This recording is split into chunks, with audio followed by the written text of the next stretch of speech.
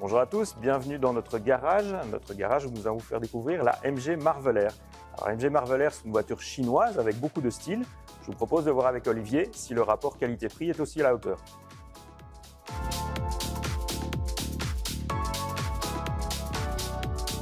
Retrouvez l'essai de la MG Marvel Air dans notre magazine lemoniteurautomobile.be. Vous pouvez également retrouver tous nos autres essais sur notre site internet lemoniteurautomobile.be.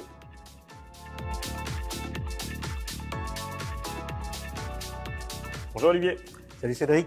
Alors Olivier, toi qui as testé cette MG Marvel Air, dis-nous-en un peu plus sur la voiture. Alors déjà, c'est une voiture chinoise malgré ce blason qu'on reconnaît, hein, c'est celui anciennement Maurice Garage, hein, donc la marque britannique qui a été rachetée depuis par le groupe chinois SAIC. Donc ils ont gardé le logo, ils ont mis leur touche chinoise parce que c'est un design vraiment très asiatique avec des petites références de ci de là de modèles occidentaux. Par exemple, on a la barre LED là qu'on retrouve sur plein de voitures actuellement, des feux très fins, un long capot, c'est pas indispensable pour une voiture électrique, mais ils ont gardé le style avec un capot comme la plupart des voitures. Le profil est peut-être un peu moins sexy.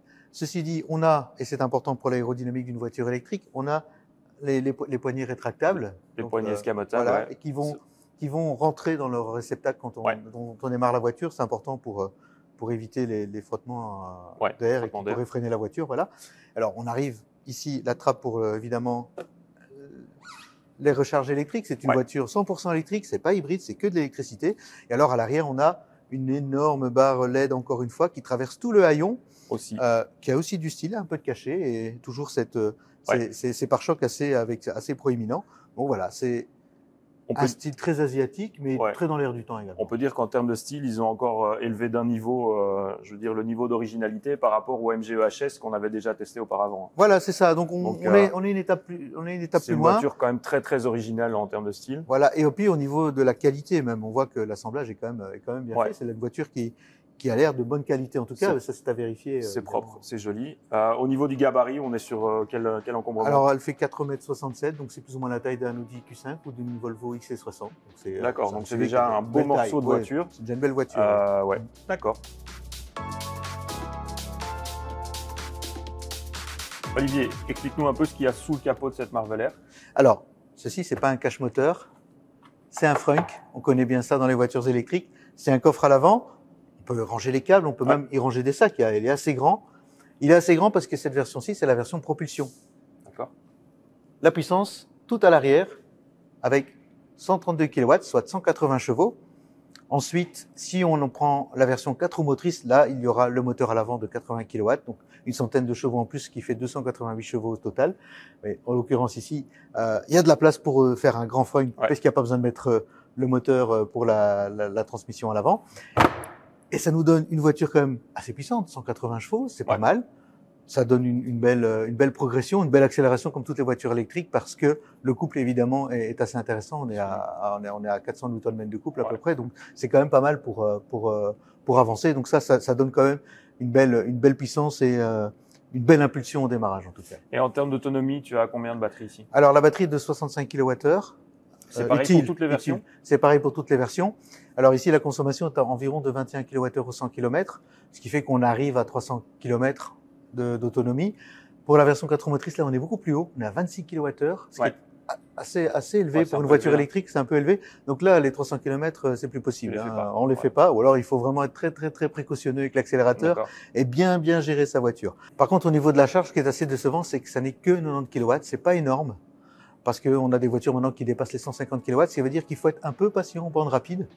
Et ça prendra minimum 30 minutes, voire 45 minutes pour récupérer assez d'autonomie pour rentrer chez soi. Donc c'est pas trop la voiture électrique pour les longs voyages, ça c'est sûr.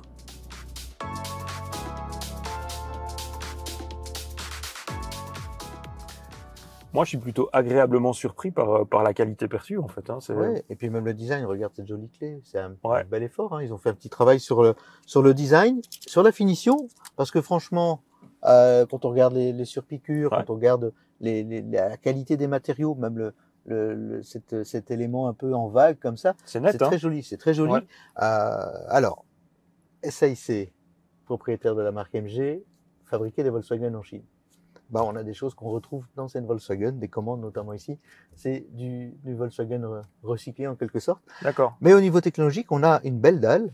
Une belle dalle derrière le volant. On a une énorme dalle, une tablette de 19 pouces, 19,4 pouces, qui est installée ici en console centrale. Alors, d'habitude, je suis un peu plus près du volant parce que là, on a reculé pour la vidéo, mais quand je conduisais, c'était un peu comme ça pour manipuler la dalle. Donc, c'est un peu... Ah oui, elle n'est pas réglable, évidemment. Voilà, elle est pas réglable. Elle est un peu trop loin pour les personnes de petite taille. Je pense que les personnes un peu plus grandes seront moins gênées parce que quand je suis positionné ici un peu plus loin, ça a l'air plus simple.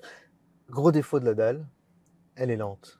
D'accord. C'est vraiment lent. Parfois, en réactivité, voilà. tu veux dire. En réactivité. En plus, il y a certaines fonctions, il faut appuyer 3 ou 4 fois sur la dalle pour avoir ce qu'on veut. C'est assez pénible.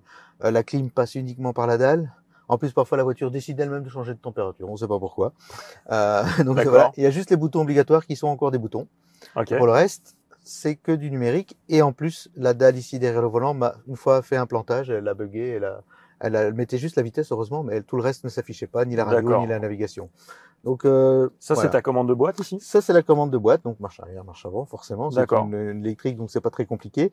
On a aussi la commande ici pour la régénération et pour le mode de conduite. Le volume, soit sur cette petite touche tactile, soit directement sur le volant, le volant classique. Ok. Plutôt agréable. Pour ça, enfin, la finition, en tout cas, est plutôt agréable. C'est plutôt un bon point, je trouve, pour la voiture. Oui.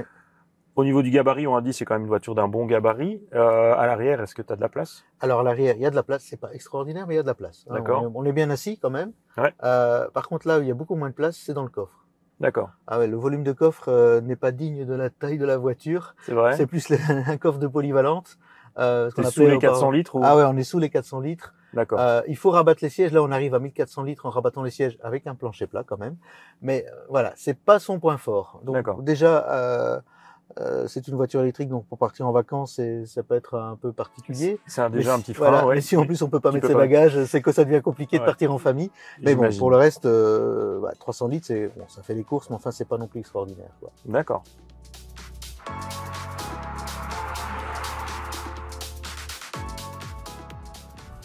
Alors moi, je trouve qu'on est bien installé dans cette voiture, on domine bien la route. Et au niveau du confort, qu'est-ce que ça donne niveau châssis? Eh bien, au niveau déjà des sièges, c'est très bon. Et heureusement que les sièges sont bons. Parce que le châssis, de temps en temps, il nous fait des choses bizarres. La voiture a parfois tendance à faire des petits sursauts, des soubresauts, on ne sait pas pourquoi. Et en même temps, on sent une certaine fermeté. Donc j'ai l'impression qu'il y a eu un petit travail. Ils ont voulu peut-être affermir une voiture chinoise pour le marché européen. Mais ils n'ont pas fait le travail correctement. Voilà, c'est ça.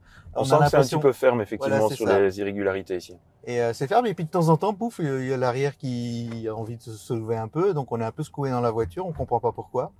Et la direction, pareil, elle manque un peu de précision. Ça reste, voilà, il faut pas y aller le couteau entre les dents parce que ça marchera pas. La voiture n'aime pas du tout ça. D'accord. Peut mieux faire alors. Peut vraiment mieux faire. En comportement, pareil ou c'est un peu mieux? C'est mieux, disons que c'est quand même une voiture électrique, donc ça pousse bien. Donc au niveau de la puissance et de l'accélération, c'est plutôt agréable. Silencieux, on a un petit sifflement du moteur électrique quand même. On l'entend quand même assez. Enfin, pour un moteur électrique, on l'entend quand même un petit peu. Mais pour le reste, ça va. Le volant est un peu dur, par contre. Quand on doit conduire pendant plusieurs heures, c'est vrai que le volant est quand même un peu dur. Tu veux dire la direction ou le volant lui-même? Le volant, quand on le prend, le toucher du volant. Donc, il manque un peu de rembourrage. Voilà, l'arceau est un peu dur. Voilà, ça peut faire mal aux mains après plusieurs heures de conduite.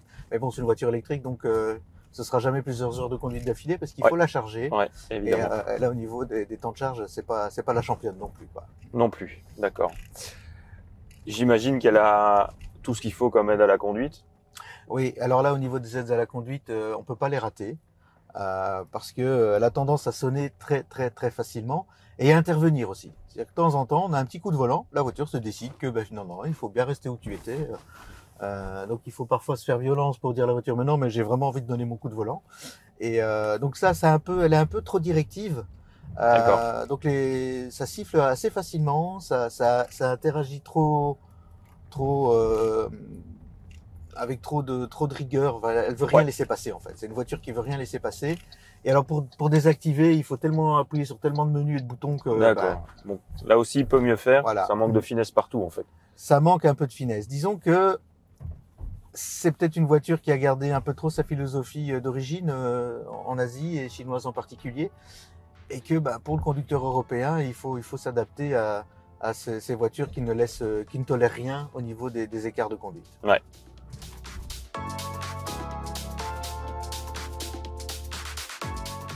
Alors, Olivier, on sait que le prix est généralement un avantage pour une voiture chinoise. Est-ce que c'est le cas ici pour cette MG? Alors, la MG qu'on voit là, donc c'est la version à propulsion, Luxury, de base, 47 000 euros. Au niveau des options, il n'y en a que deux. La couleur à l'intérieur et la couleur à l'extérieur. 2 000 euros en plus. On est à 50 000. D'accord. Tout l'équipement, tout le reste est inclus? Tout le reste est inclus. Si on prend la version performance 4 roues motrices, on commence à 51 500 euros. D'accord. Et là, au niveau des options, pareil, couleur, c'est 3 000 euros en plus. Enfin, selon qu'on prend, si on choisit sa propre couleur de carrosserie et qu'on veut une couleur intérieure différente, 3 000 euros. Ça nous met maximum 55 000 euros. C'est déjà un beau budget quand même. Voilà. C'est un beau budget. Alors, on peut la prendre en leasing privé, entre 605 et 670 euros par mois selon la version, pour 10 000 km par an pendant 5 ans, 60 mois. Il faut évidemment surveiller son kilométrage, parce que sinon les suppléments vont coûter assez cher. Donc c'est quand même intéressant, ouais, mais c'est pas très bon marché. Rappelle-toi, on avait fait une Lynk & Co 001 où on était à 500 euros par mois. Bon, c'est voilà. un plug-in hybride, c'était pas tout à fait une voiture 100% électrique, mais je veux dire, on n'est quand même pas aussi bon marché que ça. Non, c'est ça. Ça fait 200 euros en plus par mois, donc voilà. Ouais, et c'est pas le même genre de contrat non plus. Hein. Lynk & Co, c'est un autre type de contrat. C'est quand même important. Ouais. Un sujet aussi qui pose parfois problème dans la perception, la garantie sur une MG, c'est quoi? Sur celle-ci, elle est de 7 ans. D'accord. Ah ouais, 7 ans, c'est quand même pas mal. C'est comme pas mal. Kia, en fait. Hein. C'est comme Kia, exactement. C'est la meilleure garantie du marché. Voilà, 7 ans de garantie. Évidemment, il y aura, au-delà des 2 ans obligatoires de l'Union européenne, il y a les 5 ans supplémentaires, il y aura des règles à respecter pour pouvoir bénéficier de 7 ans de garantie. Mais elle est garantie 7 ans si on respecte les règles. D'accord. Et au niveau du réseau, ça se passe comment? Est-ce que tu trouves facilement une MG? Alors, au nord du sillon Sambre-et-Meuse, donc la partie wallonne qui se trouve là entre Charleroi, Namur, Liège et puis vers la Flandre. La Flandre. Là, il n'y a pas de problème. Au sud, non. C'est encore un petit peu léger. C'est encore vide. Peut-être qu'un jour un concessionnaire va s'ouvrir dans la province de Luxembourg, mais en tout cas pour l'instant, c'est plus le nord du sillon Sambre-et-Meuse qui est couvert, une vingtaine de concessions, ce qui est quand même pas mal. Ouais. Et souvent associé à une concession Hyundai puisque l'importateur est le même. D'accord.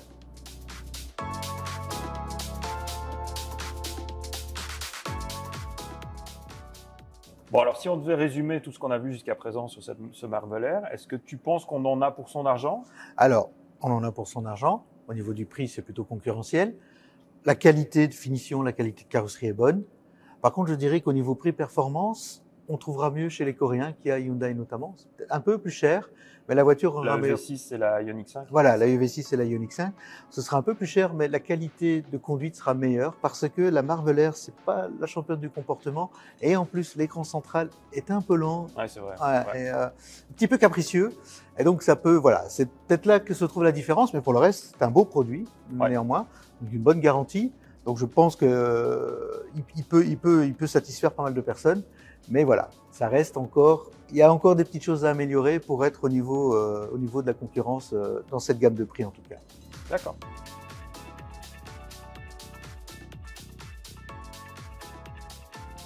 Merci Olivier pour toutes ces informations. Merci à vous de nous avoir regardés. N'hésitez pas à nous suivre sur notre chaîne YouTube où vous retrouverez tous nos autres essais.